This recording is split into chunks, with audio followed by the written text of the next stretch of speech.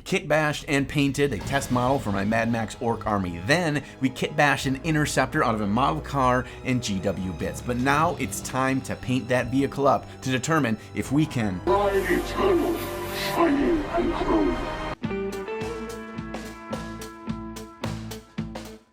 It's an exciting day, everybody. I have been champing at the bit to paint up my kit bashed Mad Max Orc car. I modeled it after an orcified Caltrop number 6 from the Fury Road movie, and I'm way too pumped to waste any more time flapping my gums here, so let's get to painting. Even though I'm mostly happy with how the paint scheme for the test model of my Warboy came out, what really is going to make or break this army feeling like it popped out of a Mad Max movie is executing on the vehicles. And vehicle painting is an entirely different animal than painting our standard Warhammer figures. I'm excited to bust out some really cool, fast, and effective weathering techniques on this vehicle, which is cool because I don't think I've actually ever painted a vehicle on the channel before. The first trick up our sleeve we are going to use for this vehicle is something called Maltau Liquid Chrome. Now this stuff is actually ink marker refills, but if you blast it through an airbrush, it will give you an actual mirror finish chrome effect. I've honestly never found a product that can do what this stuff does, which is probably why it's like $25 for one of these. Now do note you really have to spray it down thick to get that pure chrome finish, which is what I want on all the body panels of this car.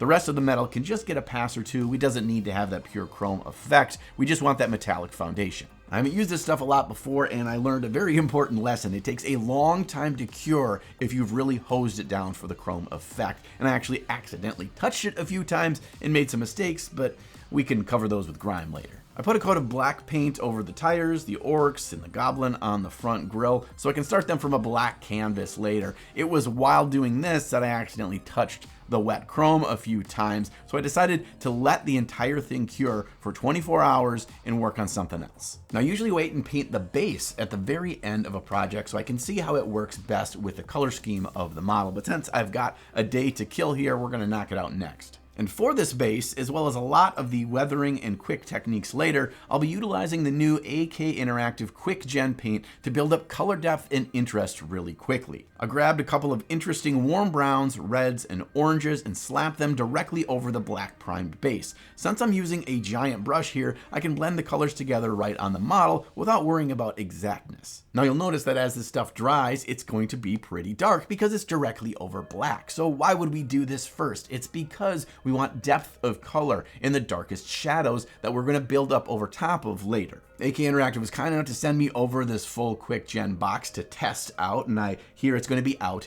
in July. And I'm excited to use it in a variety of different ways on this project. We often think that contrast paints are really only good for a slap chop method of painting, but there's so many other amazing uses, and I'm excited to put these through their paces. And while I put down some quick highlights on the rocks and dry brush the sand, I want to mention a few things about these paints that have already stood out to me. First off, they include a variety of light colors that are the standard AK 3rd Gen paints, and I think this is very useful for us to get the idea that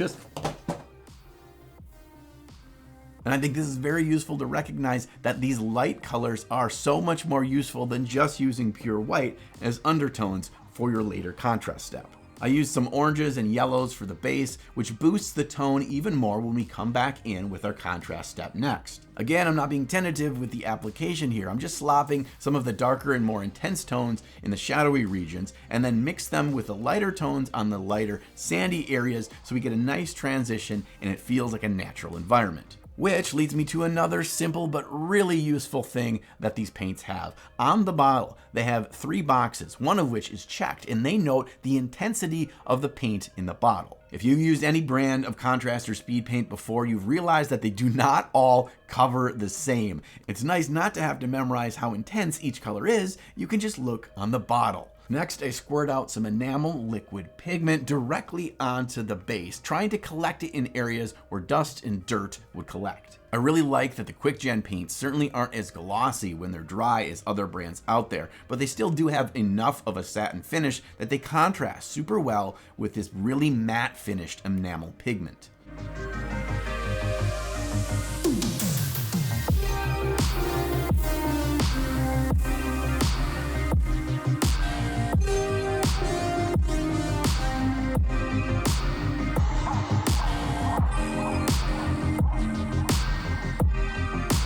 We'll put the final touches on the base when we get the car glued on at the very end so we can meld it with the actual vehicle. But now let's get to the fun stuff. I'm going to use the Quick Gen metallics to base coat a bunch of different details so we have some variety in our metals, and this stuff is super slick. This stuff has shockingly good coverage in just one coat directly out of the bottle, and it's thin enough so you have good control. But do know, because it's thin, you don't want to overload your brush so it slides off of your brush and goes all the way over the model, and you make all them little mistakes.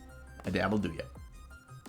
The metallics in the set also mix together super well because their pigment is so finely ground. The copper was a bit too bright and orange for my liking in this beat up wasteland car, so I mixed in a bit of the dark steel and got a much more interesting color that I wanted really easily. I thought long and hard about what color scheme I wanted for the vehicles in this army, and if I'm being honest, if they're really going to feel like they're from the Mad Max universe, that means they need to have this sandblasted bare metal look. I mean, warboys don't just slap a coat of Sherman-Williams over their cars before they go into battle, so our Mad Max orcs aren't either. But we gotta be careful here, because if the entire vehicle is just going to be painted like metal, it's gonna get boring really easily. We really don't want all the metals to look the same, but that doesn't mean we have to take an hour to base coat everything with different metallic paints. And again, we can turn back to the Quick Gen paints for this to add a variety of tones and interest in these metals to feel much more realistic, and it's done really fast. Not only does this give us variance around the car, but it also acts as grime,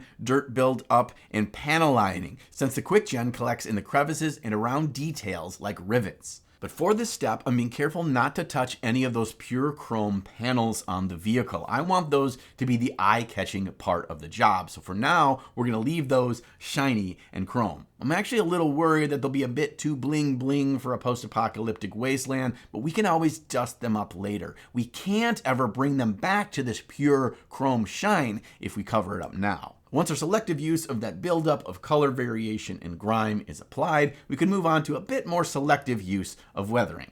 I'm using my favorite dark rust paint, Doombull Brown, for this step, and I'm thinning it just enough so it'll run into the cracks, and I'll just push it into those areas that would collect the moisture. And I realize that Mad Max vehicles in general don't have a lot of rust because rust comes from moisture and they live in a desert landscape. However, this stuff really gives us more depth and interest to the vehicle, and we can just tell ourselves that it's dark dust from the sandy soil that is collecting in these areas instead. Look, if GW authors can just make up the lore as they go, then why can't we?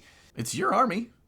Today's video is brought to us by Into the AM, and you're probably familiar with them by now. I know I wear their clothes pretty much every single day. And to be clear, I don't wear their clothes because they're a sponsor.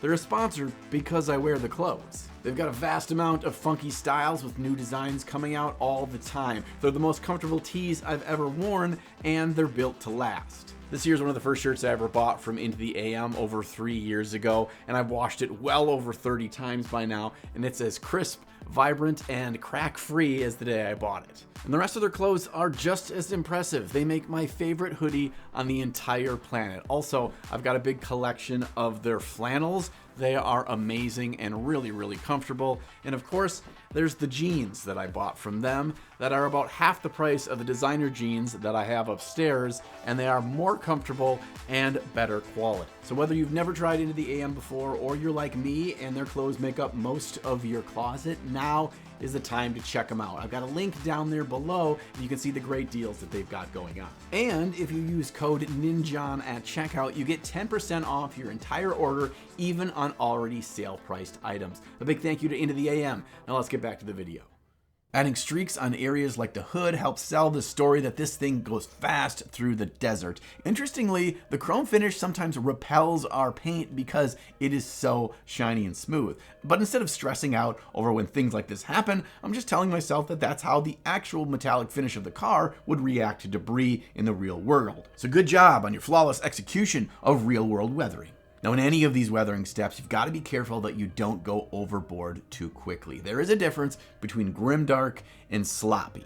I always err on the side of doing too little rather than too much. I can always add a little bit more later if I need to. And looking at where our vehicle stands right now, I'm honestly incredibly impressed with how much weight that this Quick Gen paint carried. It was really impressive how quickly we could add a bunch of color depth and weathering with just mostly one product. I'm definitely going to be using this stuff a lot more in the future for weathering. You could stop the weathering here if you wanted to, but I did decide to add one final step, and that was with some selective enamel washes. These dry really matte, so they'll add some really nice contrast of finish while adding a bit more depth. Again, I am not flooding the model with this stuff, I'm just dabbing it on to select sections. Here's where I decided to add a bit of the grime to the chrome panels, just because I know I can easily wipe it away with Q-tips if needed. But even then, you've got to be careful, because when you buff this stuff off, it does leave just a slight bit of haze, so it's not that pure shiny chrome that's underneath. So I didn't actually touch everything on the chrome panels with this stuff. I left some areas perfectly shiny and smooth.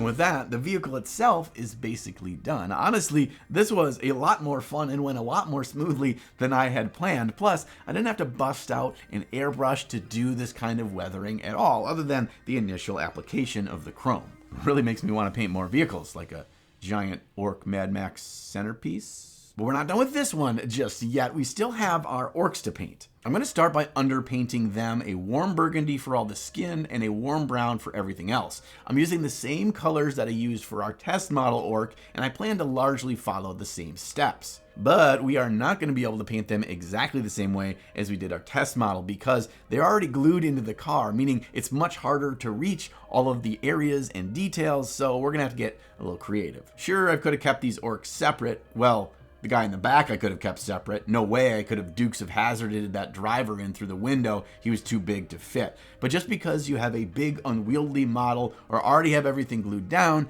doesn't mean that you have to paint it sloppily. Instead of shooting for absolute precision on this orc skin, I'm just focusing on using relatively thick paint to follow the lines and shapes of the miniature. Because we have that interesting undertone, we have some leeway. Those shadows are an interesting color. So if you can't reach an area, just skip it. It'll still look good because you have that interesting shadow tone there. The fact that I'm using a cold green as the skin color for these orcs immediately starts to pay off when I see it next to the painted car. I initially decided on a cold light green skin for these models to contrast the warm environment. So this is just all an accidental victory, truly, but I will take it.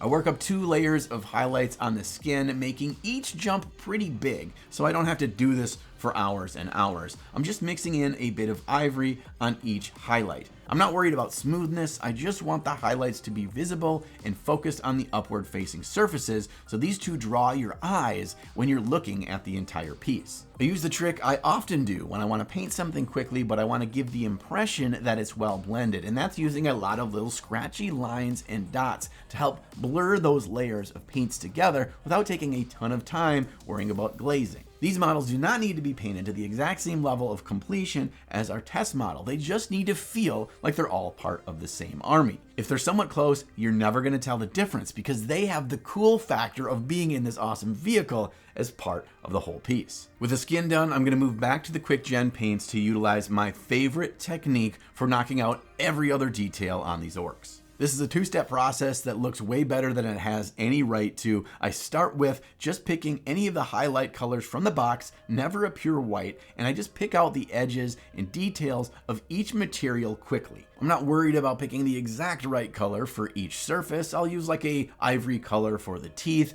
and a light brown for the pants. We're just quickly defining the shapes here, and I don't care if I make a mistake. We'll just call it battle damage or something. Once that's all done, I can come back through with my quick gen and slap a single coat over each of these different surfaces. Since we used layer consistency paint on the undercoat to define the highlights, that's still going to show through when we add the quick gen on top. And not only does it keep those highlights, it actually gives us a strong mid-tone and shadows where the quick gen collects. This is basically my leveled up version of slap chop, and it's one of the things that I think is great for all sorts of small details for models we want to knock out quickly. I use it on most of my model painting these days. It also gives you a bit of practice with brush control to define the shapes and the initial highlights instead of just dry brushing the whole thing. And it's as simple as that. Those are your 2 steps. But if you wanted to earn the gold star for the day, you could come back in with that initial highlight color on some of the areas that are more pronounced or eye-catching and just touch them up with a bit more of that pure highlight. I like to do it on things like the teeth and the gums and lips just to give us a bit more direction towards the interesting parts of the model. Quick tutorial on how to paint badass looking smoke and flame in next to no time. First things first, you just dry brush the tips of the smoke with a dark gray and then a slightly lighter gray just touched on the tips above that. Next, you go back in with this enamel liquid pigment by AK Interactive as well. I prefer the Fire Breath Red. You touch this to the hottest parts of the flame, really the source of the flame. Then you rinse out your brush really quickly in mineral spirits and kind of go around the edges of that red paint you just placed and pull it towards the top of the smoke. This gives us a smooth transition, so we have that really punchy, bright red initial part, and then it fades into the smoke. Oh yeah, I almost forgot about our Sad Max Gobbo that's chained down to the hood of our vehicle. I followed the same steps as I did painting the skin for the orcs. I just started with a cool, dark forest green as his base coat and built up with that ivory as well. And once he's done, we get to do the fun part of gluing down the vehicle to the base. And once that's dried, we're gonna come back in with some powder pigments. And I'm gonna add this to add some dustiness specifically around the tires of the vehicle and the sand around where they're hitting to pull them all together. You know, going into this painting process, I really wanted it to feel like it was from the Mad Max world, but it made me a little bit nervous because what we really focus on when we're thinking about painting our armies is having a very strong, succinct color scheme. I'm curious what you think. Is this not colorful enough, not interesting enough, or does it work? I really want you to let me know down in the comments. It may not be the most colorful vehicle or army scheme out there, but it's still freaking cool and I like it. If you like your color scheme, that really is all that matters. You're the one that gets to play with them or look at them on the shelf. And I really think there was a couple of reasons why this worked the way that it did. First of all, we kept some of that pure chrome fully intact. That adds an eye-catching shine. Next, we built up the layers of color depth and variation through the transparent use of the quick gen paint. That really did a lot of the heavy lifting to make this thing feel like it got a lot more interest, color depth, and variation throughout the whole piece. It really makes me want to keep working on this army, specifically the vehicles. I have an idea, and I mentioned it in the last video, that I really want to make something huge, something bigger than anything I've ever done before. But in order to do that, I'm gonna ask for your help. If we can get to 10,000 likes on this video, I know it's a lot, but that will make me realize that you wanna see it and it's worth the $1,000 or more on 40K kits that I'm gonna have to spend to bring my vision to life. I wanna do it. So if you wanna do it, please hit the like and share this video so we can make it happen. Also, a quick thank you to AK Interactive for partnering with me on this video. It was super fun testing out these quick gen paints. I'm going to implement them in a variety of ways going forward in my videos. And as I said earlier, they should be out in July, so keep an eye out and I'll put a link down in the video description where you can find them. And before we go, I have one more important thing to do, and that's to thank each and every one of you for your support. It's because of you I'm able to make really cool projects like this and make these videos. Whether you subscribe to the channel, whether you check out my links below for the gear that I use and pick it up yourself, whether you pick up a Ninja shirt, or hell, even if you join us over at the Cool Kids Club on the Ninja Patreon. Sincerely, I cannot thank you enough. Now I'm going to be back again next week, returning to another custom army, my original Viking Samurai. I have been champing at the bit for this one, and I'm excited to let you see what we are working on next there. Just make sure that sometime between now and then, you find time in your day to slay the gray.